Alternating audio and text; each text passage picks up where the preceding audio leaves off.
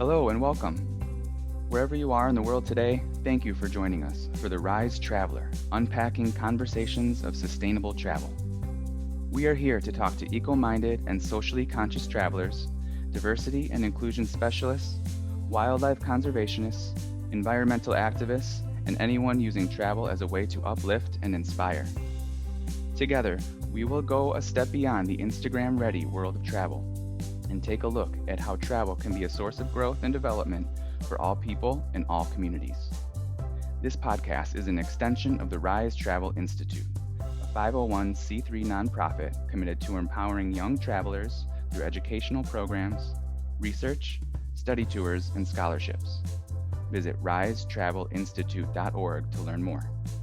And now, here's your host, Amy Hager. Hello, wherever you are in the world today. Thank you for joining us for the Rise Traveler Unpacking Conversations of Sustainable Travel. And I'm really excited to have Carolyn Ray joining me from Toronto, Canada today. Carolyn, thanks for joining us. My pleasure to be here.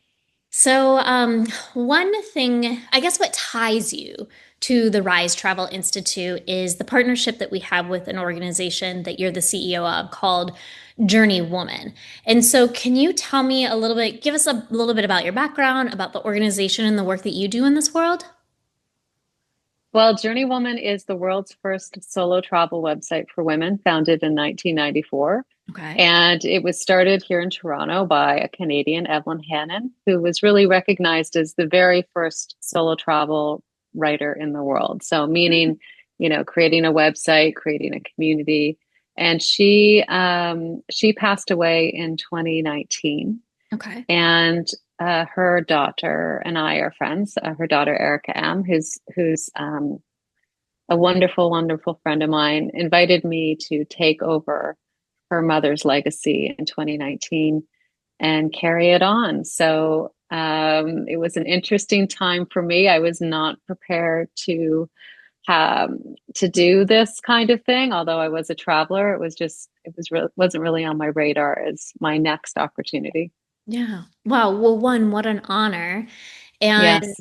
two, what have you learned from taking over an organization like this and coming into the travel industry? Especially, it was around the pandemic time too. So what It what sure an was. interesting time to come more heavy into this. So what are some of the things that you've learned over the last 6 years? There's so much. I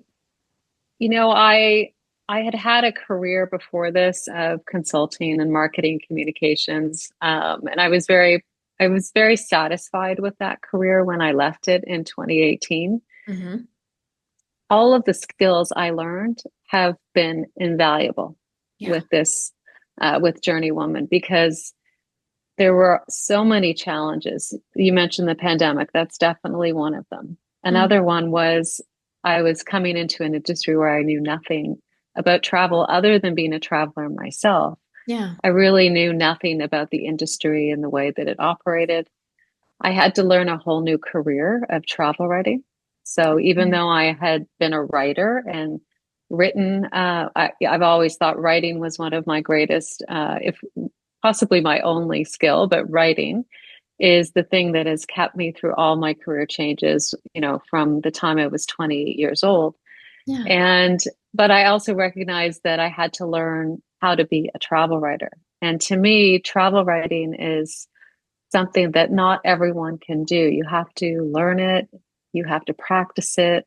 Mm-hmm. It's really an unbelievable way to tell authentic stories about travel from personal experience. And I have known travel writers for many, many years that I admire and respect. And I really wanted to not be seen as, oh, she bought her way into travel. I really wanted to earn my way. And so I took courses and, I can look back at my writing from 2020 to now, and I can see how much better I've gotten at it. I still have so much to learn, but so that was a big challenge. You're basically coming into a whole new career that you have to learn.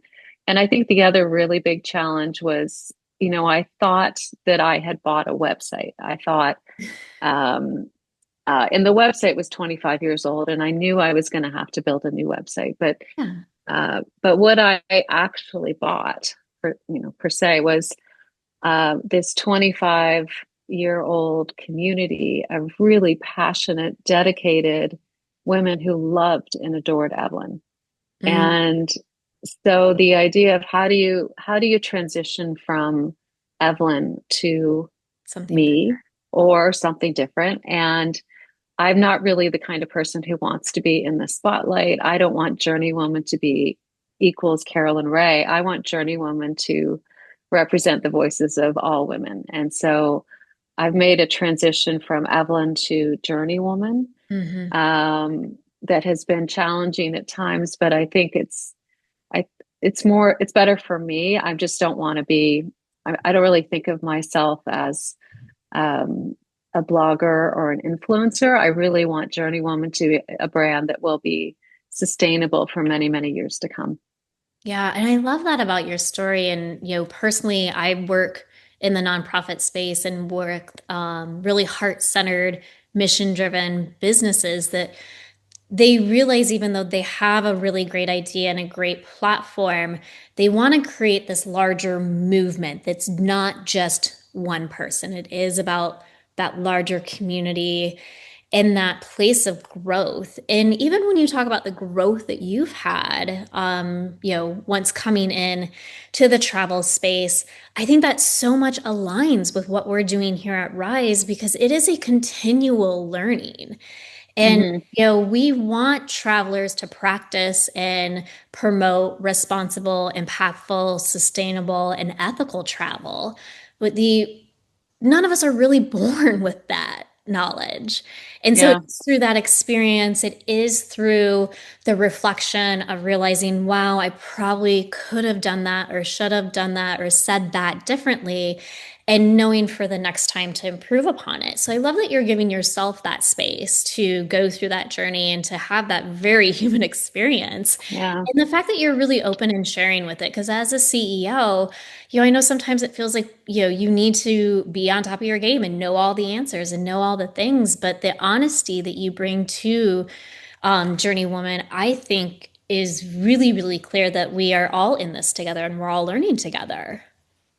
Yeah. And to be honest, I'm still working on that too. And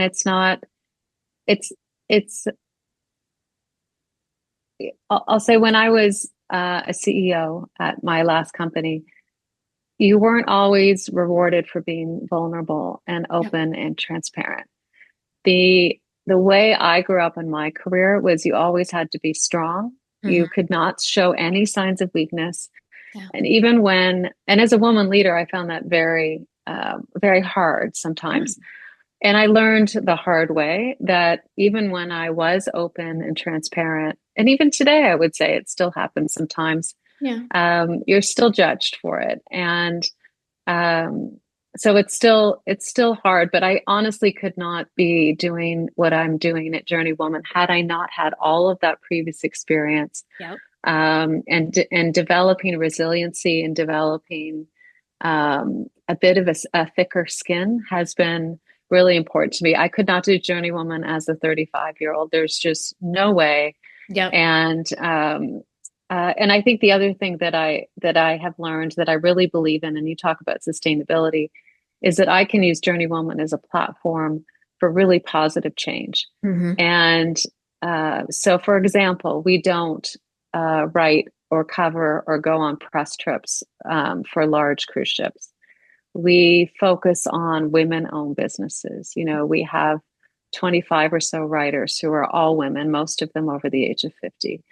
All inclusives, I don't do that either. So there are certain decisions I've made editorial because I can. It's my publication about what I'm going to cover and what I'm not, and that's a hard choice too because you're giving up profit to I could be probably making more money if I had large cruise ships on my site, and I probably could be making more money if I was interested in supporting products that I haven't had actual experience with, So Yeah. you do have to make decisions, but I feel very good about those decisions. I feel very good about the fact that we issued a Amazon alternative email this year on Prime Day Mm. instead of doing Amazon Yeah. stuff, and yes, that's something we lost money on, but on the other hand, I felt better supporting women-owned businesses than I did Right. supporting Amazon. So Yeah. that's the stuff I love.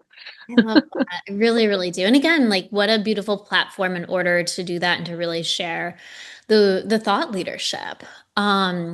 There's another organization that you're involved in that I just want to make sure that we mention and hold space for, which is the Society of American Travel Writers. And hmm what, what is the focus of that organization? How does that kind of play within the scope of everything that you're doing?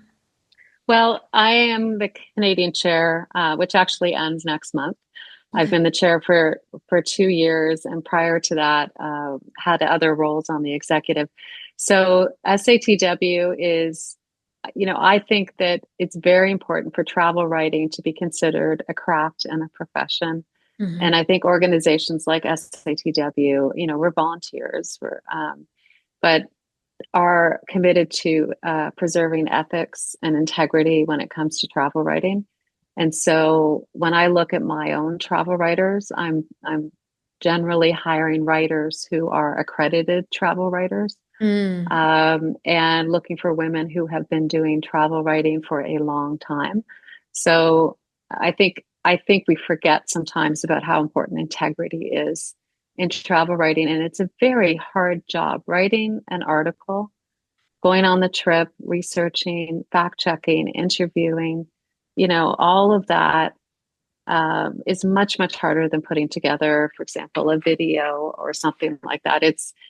For me, it takes me probably, I hate to admit this, but probably around 20 hours to write an article. And so a few days of writing drafts, Yeah. editing, having people review it, it's something that I think is so important to the travel industry, to hire good travel writers and to work with good travel writers. So SATW for me, it's important to be a member of. It's important to be participating, and the ethics and integrity that we all as members have to agree to when we become members is Mhm. important to me. Yeah. And I think, it's showing the high standards that you have as an individual, have as an editor for a publication. And again, really raising that vibration and raising that bar within the industry because it is so easy with the internet nowadays that anyone can quote unquote be a travel writer, a travel promoter, but to really have those higher standards of ethics and really focus in that community of how do we continue to be better? How do we continue to make sure that we are putting together pieces of work that are truly researched, investigated, and into the best high quality standards out there. So I see where Yeah, and all that ties together. yeah, and things, when it comes to sustainable travel, I mean, you know, that's also important to me. Less traveled places, off-season travel, longer stays. I mean, these are all ways that we can advocate for sustainable travel through our website, through our writing. So, Mhm. so that's the kind of stuff I'm looking for is the places that people maybe haven't heard of, haven't been to. And I know everyone says this, but it's true. I mean, we're not looking to get more people going to Rome and Paris. We're looking to get more people to stay longer in a little tiny town in Mexico or Italy or something like that. So, and that's also authentically how I live my life. I am Mm. usually, I try to be first out the door with, I'm going to go live somewhere for 3 months. It's going to be a little tiny town somewhere. I'm going to share my story, because that's not just, you know, that's my life. Actually, that's Yeah. how I live my life. It's not actually just something I put on for JourneyWoman. I love that. I love that. Really living what you believe in and what you're putting out in the company. Well, this kind of leads me to a really good question, and I think you had mentioned you wrote an article about why women need to travel more than ever. And so I want to ask you that question. Why is it that you feel women need to travel more than ever? Why is that so important? Yeah, I think, as I went to the No Kings protest this weekend in Toronto, it got me really thinking about what can we do? What can we do about the situation with the US administration? Because it looks like we've got another 2 years of it, at least, maybe longer, I guess 3 years. And it's already so bad. Yeah. It's already so bad. It was bad in the first month. It was bad the moment it happened. So I, I know that we can get very anxious and focused Hmm. on certain things. And also, there's a lot of misinformation running around it. People aren't used to checking sources. They read a headline and they don't go any deeper. Hmm. This is creating fear, creating distrust, it's creating anxiety.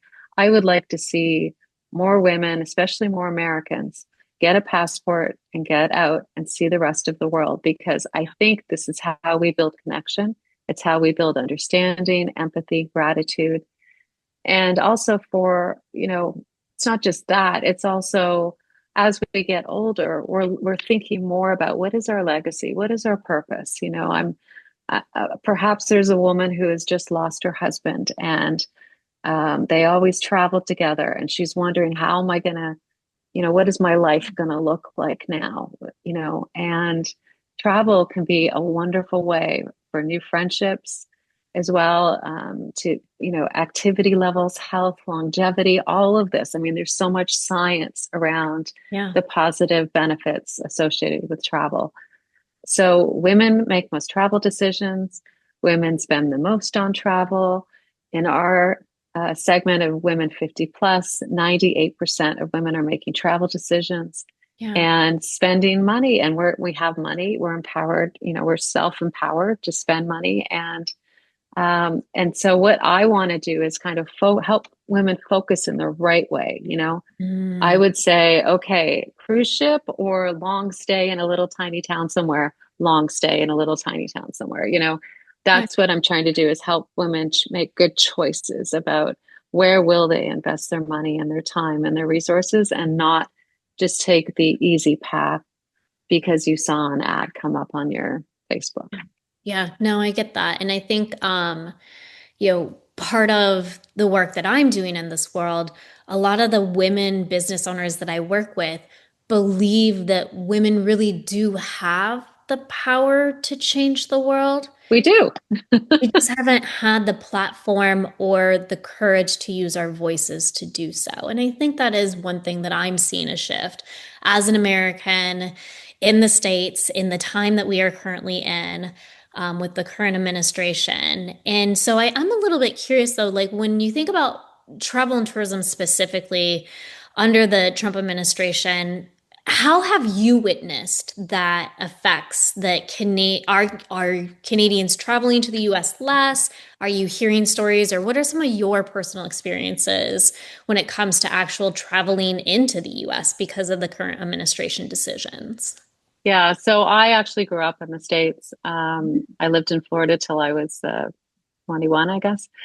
And so obviously I have a lot of love for Yeah. the US, and many, many friends and people I love who are American. So I think as a Canadian, though, it's been pretty devastating, what's been happening. And it's almost like, we've been kind of ripped apart a little bit, and we don't want to Yeah. be.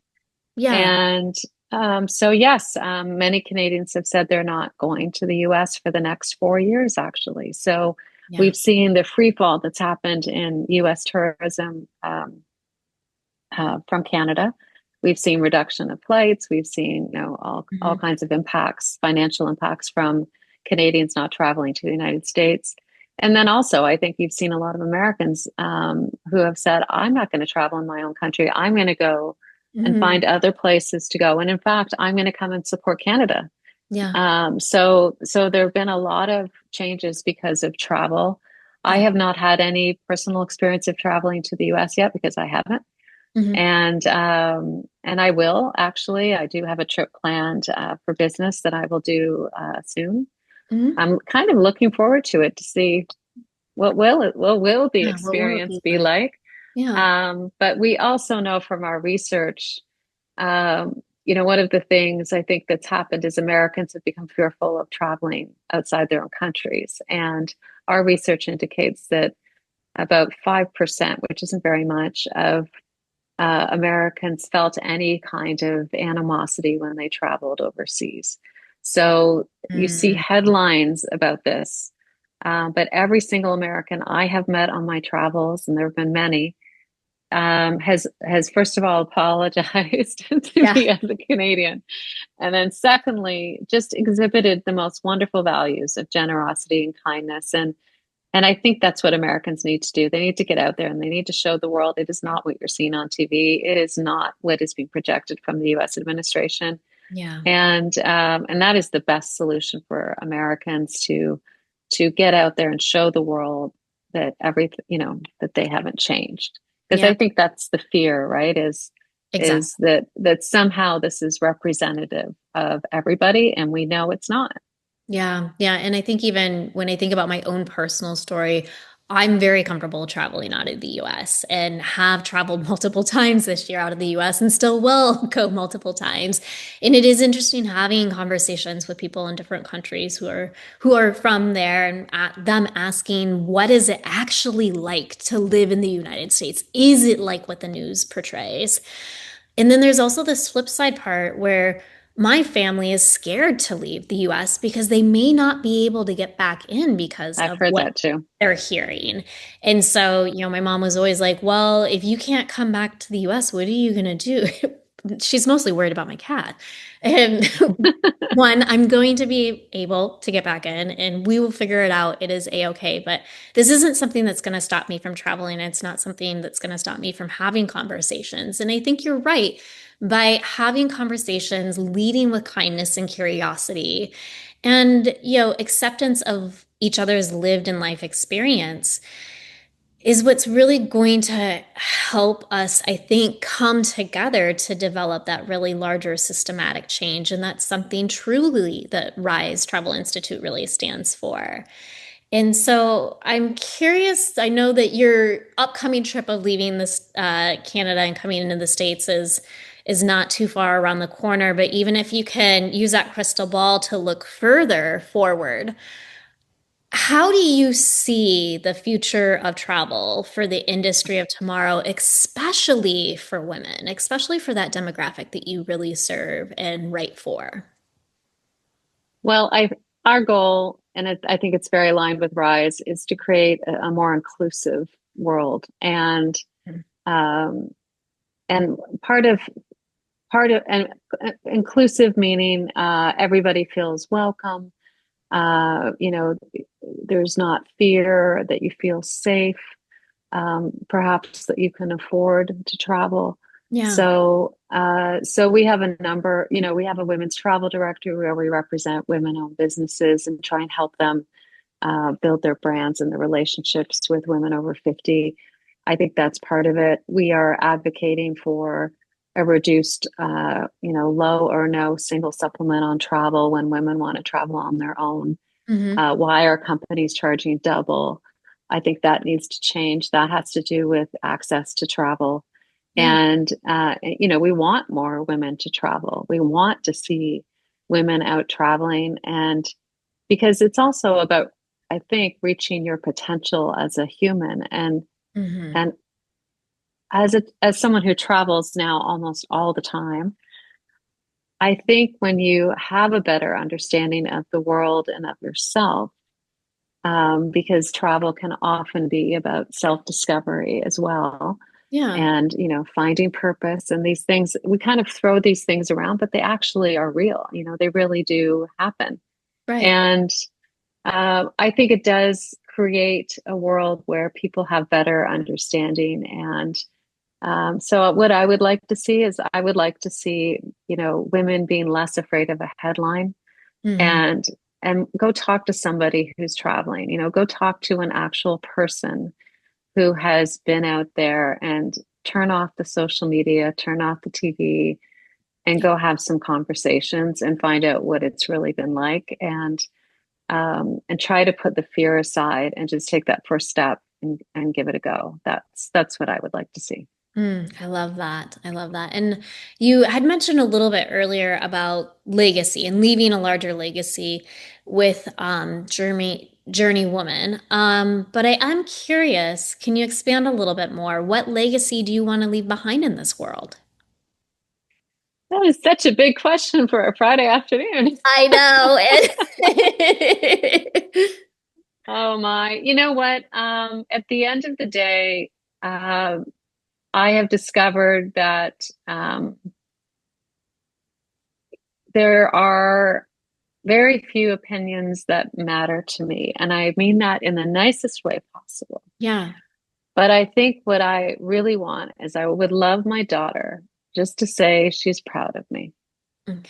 Oh, And that's enough. And that means as a mom, and she's been very involved in my thinking on JourneyWoman. She's 25. And I think when you're a mom, I mean, what else matters more than that? You know, will we help more women travel through JourneyWoman? I hope so. Will we inspire more women to travel? I hope so. Will we help our small business partners build their businesses? Gosh, I hope so.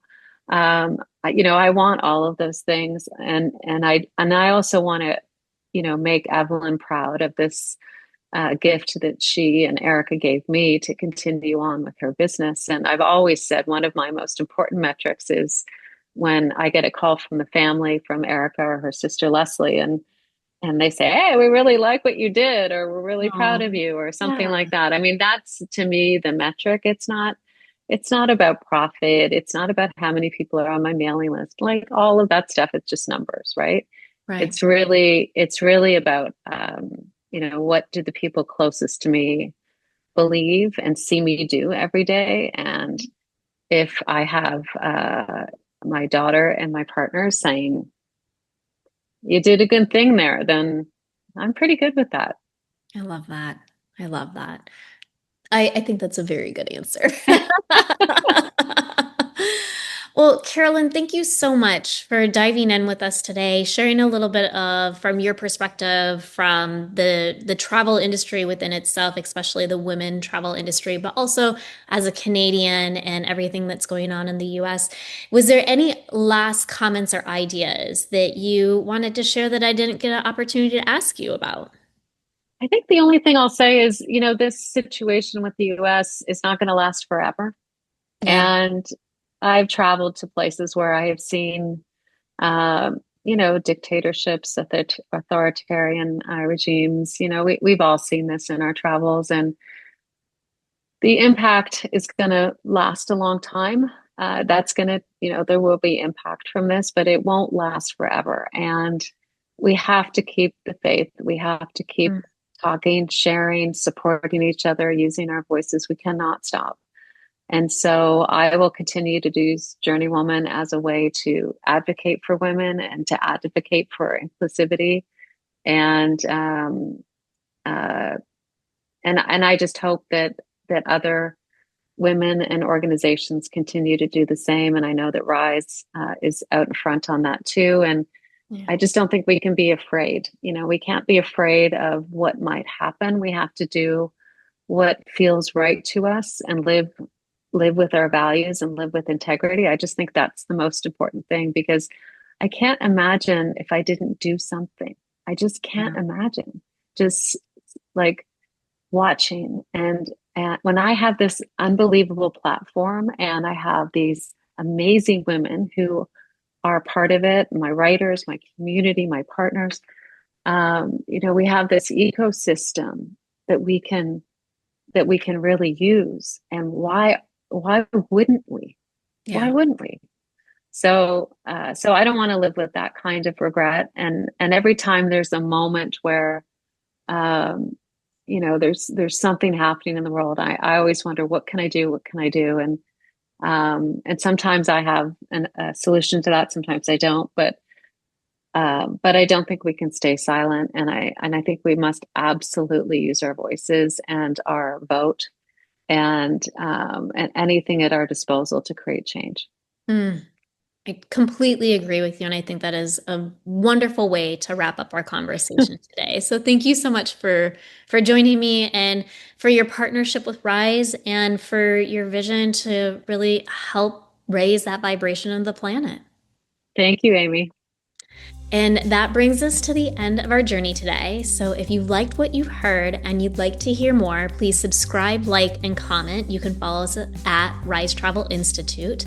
And just remember, here at the Rise Travel Institute, we do believe conscious travel can help us create a more just and equitable world. So if you're a college student planning to study abroad, a tourism professional who wants to create a more equitable and inclusive industry, or really anyone who is currently traveling the world and wants to understand how to travel in a just and sustainable way, I really encourage you to head over to risetravelinstitute.org for more information on our educational programs.